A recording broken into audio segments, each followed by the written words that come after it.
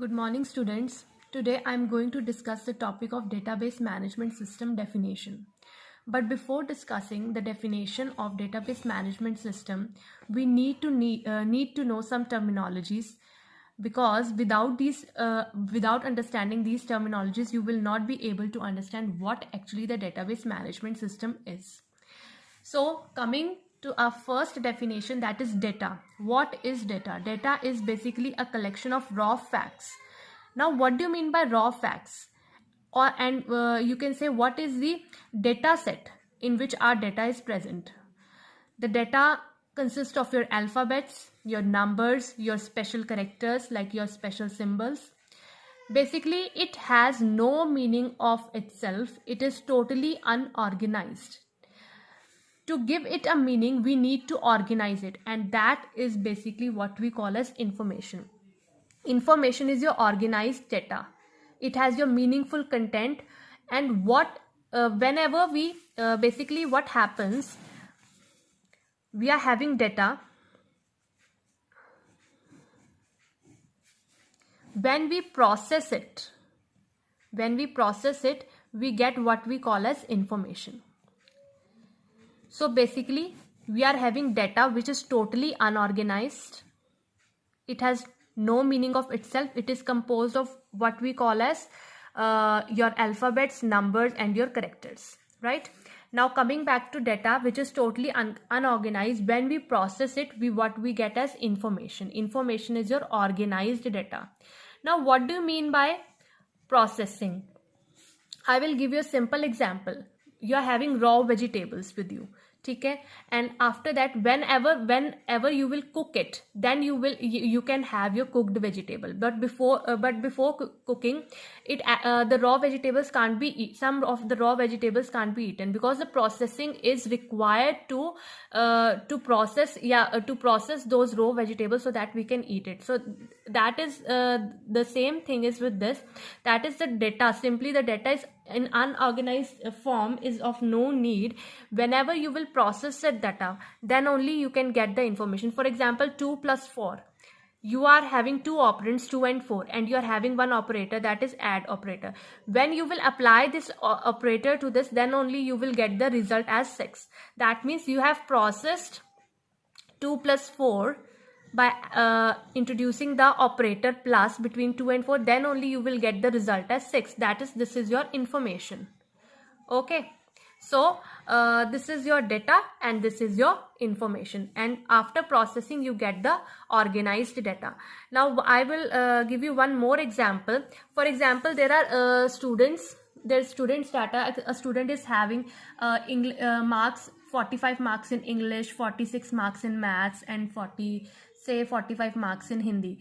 And when you will calculate the result declares that whether the student is pass or fail. So this is information. Okay, whenever you will process that data, that means you will calculate the percentage of that student, then only you will be able to define whether that student is pass or fail. So that comes under information. And why information is needed? Information is needed for decision making, because when ever you will, या जब तक आप उस data को आप process नहीं करेंगे और इस तरीके की फॉर्म में नहीं लेके आएंगे कि वो ऑर्गेनाइज्ड वे में हो, तब तक आप उस पर डिसीजन नहीं ले सकते. तो information is basically for decision making. Now coming back to the definitions. Next definition is field. What is field? Field is a group of characters.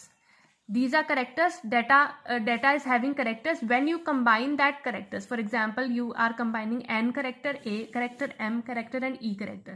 This becomes name. So this becomes a field by grouping the characters.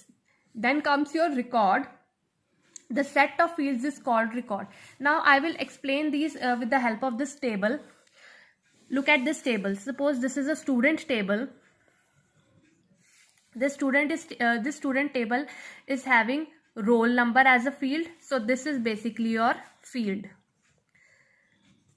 Name is also a field. Third field is your class, and fourth field is your marks. So field is basically a collection of your characters. Okay, then coming to the next definition, that is record. Now we are just moving through the hierarchy, ठीक है। आप जो data था, data का collection आप करोगे तो आपको फील्ड मिलेगी, फील्ड का कलेक्शन करेंगे हम तो रिकॉर्ड मिलेगा, ठीक है। The set of fields is called record. Now these are your fields, roll number, name, class and marks. तो first record is your this is the student record, ठीक है। राम का रिकॉर्ड है, फर्स्ट रिकॉर्ड है, उसका रोल नंबर राम का 1001 है, उसकी क्लास BBA 1 है और मार्क्स उसके 45 है, ठीक है। तो ये एक रिकॉर्ड हो गया, ये आपका दूसरा रिकॉर्ड हो गया। तो रिकॉर्ड क्या हुआ? Collection of your fields. Then coming to the definition of file, what is file? File is the collection of your logically related records. अब इन कलेक्शन, ये जो रिकॉर्ड्स है, ये फर्स्ट रिकॉर्ड है, ये सेकंड है, this is one is third record. Now when you will combine these records, what will you get? This student file, ठीक है। जब आप रिकॉर्ड्स को कंबाइन करेंगे, what you will get as file.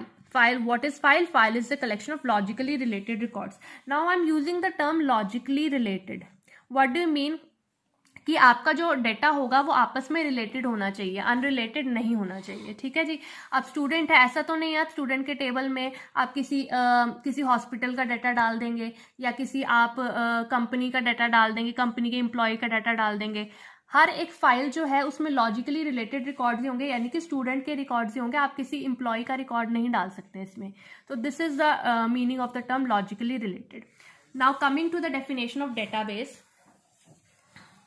What is database? अब देखो file क्या था? File was the collection of your logically related records. File जो था वो रिकॉर्ड्स का कलेक्शन था, और डेटाबेस क्या है? वो उन फाइल्स का कलेक्शन है, यानी कि हम हिरार्की में ही चल रहे हैं। डेटाबेस क्या है? Collection of logically related files, ठीक है जी।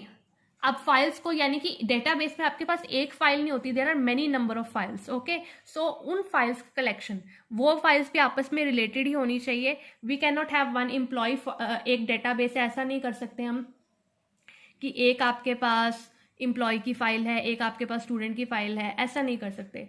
एक जो डेटाबेस होता है उसमें लॉजिकली रिलेटेड फाइल्स ही होती हैं, ठीक है जी। तो फॉर एग्जाम्पल आपका तो हमने क्या पढ़ा कि डेटाबेस क्या है? It is a collection of your files which are logically related. Now, organized collection of data generally stored and accessed electronically from a computer system. This is the second definition of a database. Database में आपका data जो होता है वो organized होता है, पहली बात। और वो जो डेटाबेस होता है, डेटाबेस को आप एक्सेस कैसे करते हैं? इलेक्ट्रॉनिकली। आप अपने कंप्यूटर सिस्टम पे आपका डेटाबेस स्टोर होता है और आप अपने कंप्यूटर सिस्टम से उसको एक्सेस कर सकते हैं और उसको ईजिली एक्सेस कर सकते हैं, यानी कि देख सकते हैं, मैनेज कर सकते हैं, मॉडिफाई कर सकते हैं, कुछ भी डेटा को अपडेट कर सकते हैं, कंट्रोल कर सकते हैं और ऑर्गेनाइज कर सकते हैं। अब हम आते हैं डेटाबेस मैनेजमेंट सिस्टम पे।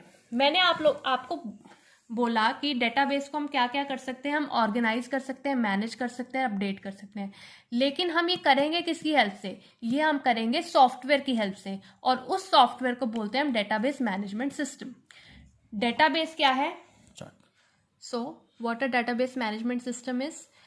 एक डेटाबेस क्या है? डेटाबेस, अब फॉर एग्जांपल मैं आपको कोई भी एग्जांपल देती हूँ, जैसे स्टूडेंट का डेटाबेस मैनेजमेंट सिस्टम है या आपका लाइब्रेरी मैनेजमेंट सिस्टम। तो डेटाबेस मैनेजमेंट सिस्टम के हमारे पास बहुत सारे एग्जांपल्स हैं, जैसे लाइब्रेरी मैनेजमेंट सिस्टम है जो आपकी पूरी लाइब्रेरी को मैनेज करता है कि कौन सी बुक्स अवेलेबल हैं, बुक्स का कोड क्या है, कौन से स्टूडेंट्स उसको किसने इशू करवाया है, उसके इशू की डेट क्या है, कब उसकी कंप्लीशन है इशू की डेट की। ऐसे for example hospital management system हम ले सकते हैं। हॉस्पिटल मैनेजमेंट सिस्टम में सारे पेशेंट्स का रिकॉर्ड होता है कि कौन सा पेशेंट है, उस पेशेंट को क्या बीमारी है, उसको क्या इलाज दिया गया है, ठीक है। तो ये जो मैनेजमेंट सिस्टम है ये बेसिकली सॉफ्टवेयर होता है जो आपके पीसी पे इंस्टॉल्ड होता है, और ये सॉफ्टवेयर क्या करता है? वो पर्टिकुलर सर्विस प्रोवाइड करता है जिसके लिए आपने वो डेटाबेस क्रिएट किया होता है। चाहे वो आप स्टूडेंट मैनेजमेंट सिस्टम की बात करें, चाहे वो आप हॉस्पिटल मैनेजमेंट सिस्टम की बात करें, चाहे वो बैंक मैनेजमेंट सिस्टम की बात करें, किसी भी टाइप का सॉफ्टवेयर जो उस पर्टिकुलर यूटिलिटी को फैसिलिटेट करे। और वो सिस्टम, वो सॉफ्टवेयर क्या क्या करता है? वो आपके डेटाबेस को डिफाइन करता है। डिफाइन यानी कि कंस्ट्रक्ट करता है, ठीक है।